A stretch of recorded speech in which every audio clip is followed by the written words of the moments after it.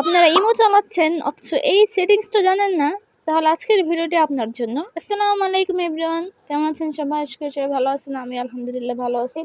আজকে আমি আপনাদেরকে দেখাবো কীভাবে আপনারা ইমোতে ভয়েস একবার পাঠাবেন, সেটা তারা একবার শোনার পরে আর দ্বিতীয়বার শুনতে পাবে না।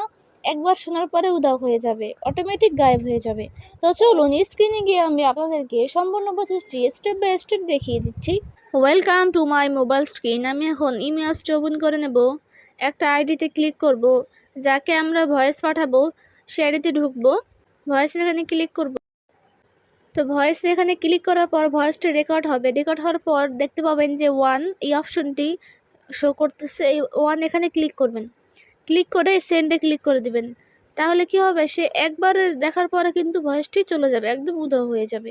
একবারে বেশি সে ভয়েসটা শুনতে পাবে না। তো বন্ধুরা, আমার এই ভিডিও যদি আপনাদের কাছে ভালো লাগে তাহলে অবশ্যই একটি লাইক, কমেন্ট, শেয়ার এবং সাবস্ক্রাইব করতে ভুলবেন না।